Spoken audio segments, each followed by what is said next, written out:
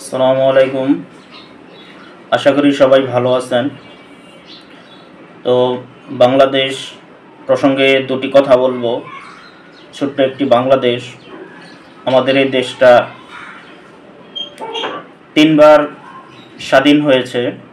তো বাংলাদেশ হওয়ার আগে যখন ভারতবর্ষ ছিল, সমগ্র এই ভারতীয় অঞ্চলটা পাকিস্তান, হিন্দুস্তান, পূর্ব পাকিস্তান, তো ব্রিটিশদের থেকে একবার স্বাধীন হয়েছিল 1947 সালে।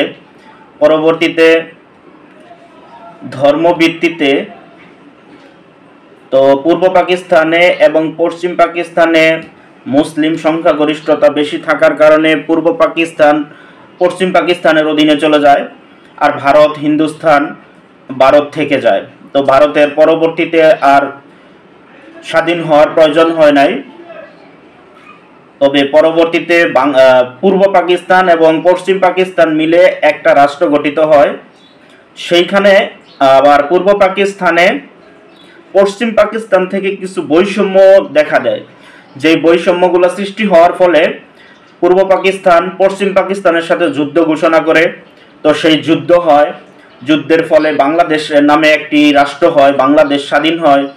তো স্বাধীনতা অর্জন করে 1971 সালে।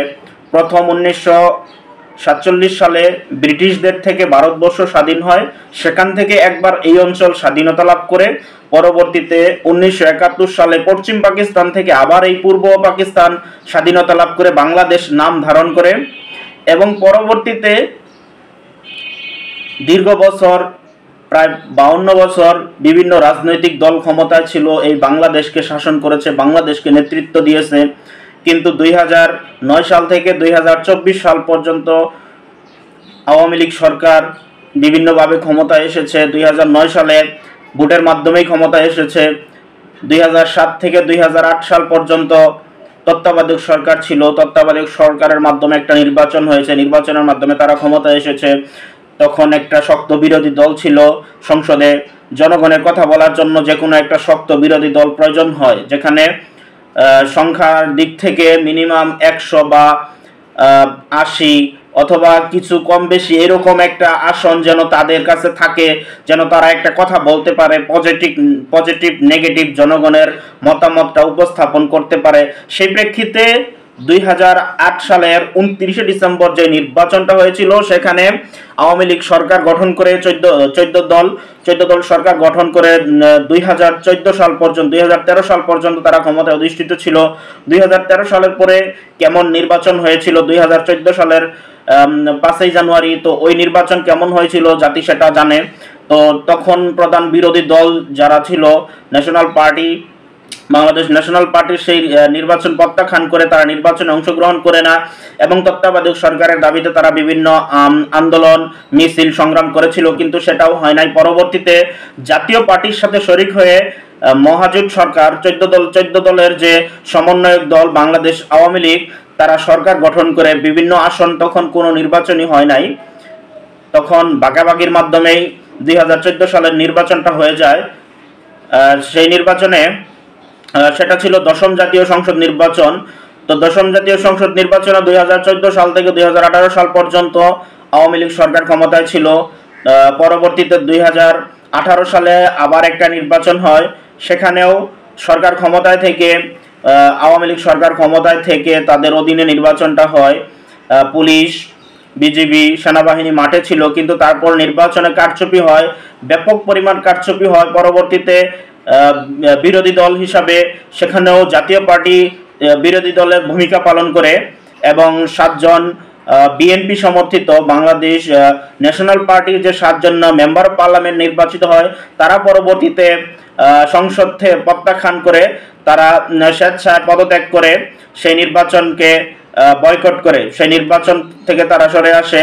এবং এভাবে 2018 সালের নির্বাচন, একাদশ জাতীয় সংসদ নির্বাচনের সমাপ্তি ঘটে। একাদশ জাতীয় সংসদ নির্বাচনের পরে 2024 সালে এসে 7 জানুয়ারি আরেকটা নির্বাচন হয়, যেটা হচ্ছে দ্বাদশ জাতীয় সংসদ নির্বাচন। তো বাংলাদেশের দ্বাদশ জাতীয় সংসদ নির্বাচনটা আবার ঠিক 2014 অনুরূপ নামমাত্র ভোটে কিছু জায়গায় ভোট হয়েছে, সব জায়গায় জাতীয় পার্টি ছিল, জাতীয় পার্টি বিরোধী দলের ভূমিকা পালন করেছে।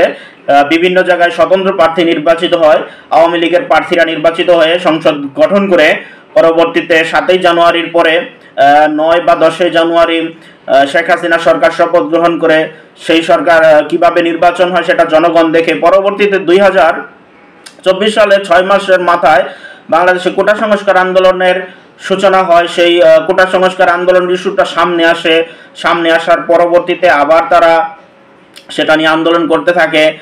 সাধারণ ছাত্ররা যে আন্দোলন করে সেই আন্দোলনের প্রেক্ষিতে আন্দোলন চলমান থাকে। আন্দোলন চলাকালীন অবস্থায় একটা সময় সরকার প্রধান শেখ হাসিনা বিভিন্ন মন্তব্য করে, সেই মন্তব্যের ফলে আবার পুনরায় আন্দোলন আরও গভীরতর অবস্থা নেয়। আন্দোলন আরও শক্ত অবস্থানে চলে যায়। বাংলাদেশের বিভিন্ন ইউনিভার্সিটি কলেজে সেই আন্দোলন ছড়িয়ে পড়ে, জেলা উপজেলায় সব বিশ্ববিদ্যালয় সেই আন্দোলনটা সক্রিয়ভাবে চলে এবং দেশের বিভিন্ন জায়গায় বিভিন্ন সহিংসতা হয়। এই আন্দোলনের প্রেক্ষিতে সরকার বাহিনী, সরকারের শরিক দলগুলা, সেই সাথে পুলিশ, বিজিবি, র্যাব এরা আন্দোলনকারীদের সাথে দাওয়াপাল্টা দেওয়া হয়। একটা সংঘর্ষের পর্যায়ে চলে যায়। পরবর্তীতে সরকার সেই প্রেক্ষিতে কারফিউ জারি করে। কারফিউ দেওয়ার পরে কয়েকদিন কারফিউ থাকে, এর ভিতরে অনেক প্রাণহানি ঘটে, অনেক কিছুই হয়ে যায়। তো এর পরবর্তীতে সেই আন্দোলনটা অসহযোগ আন্দোলনের রূপ নেয়। আন্দোলনটা পরবর্তীতে সরকার এই আন্দোলন দেখে দাবিটা মেনে নেয়, কোটা সংস্কারের আন্দোলনের দাবিটা মেনে নেয়, ইমিডিয়েট একটা গ্যাজেটও প্রকাশ করে। কিন্তু এই আন্দোলনের ভিতরে যে সংঘর্ষগুলো হয়, যতগুলা প্রাণ নিহত হয়, এটা নিয়ে সরকারের তেমন কোনো নিন্দা প্রস্তাব করে নাই। এবং সেই শেখ হাসিনা এটা নিয়ে তাদের কাছে যখন গণহত্যার বিচার চাওয়া হয়, তারা এটা নিয়ে অপারগতা দেখায়। এবং এই আন্দোলন চলাকালীন দেশে কিছু সহিংসতা হয়, যে প্রাণগুলা জ্বরে যায়, সেই সাথে কিছু স্থাপনায় ক্ষয়ক্ষতি হয়।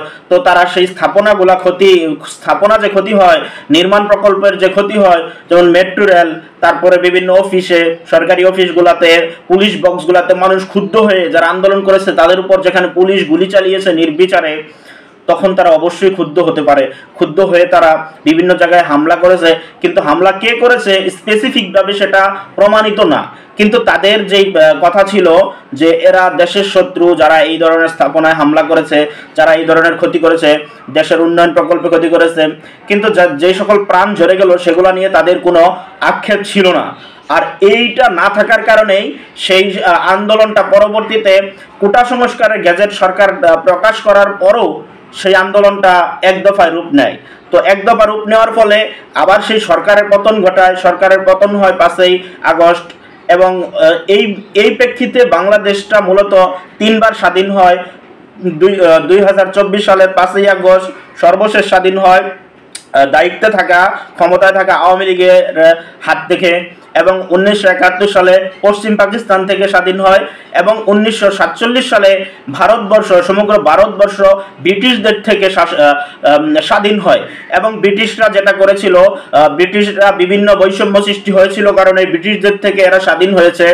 ব্রিটিশদের যখন স্বাধীনতা ঘোষণা দেয়, মুসলিম এবং হিন্দু মূলত সবাই যারা দেশের পক্ষে ছিল, দেশের জন্য কাজ করতে চেয়েছে, তারা ভারতবর্ষকে বাঁচাতে চেয়েছে ব্রিটিশদের হাত থেকে, তারা বিভিন্ন ধরনের অসহযোগ আন্দোলন করে বিভিন্ন ধরনের দাবি উত্থাপন করেছিল।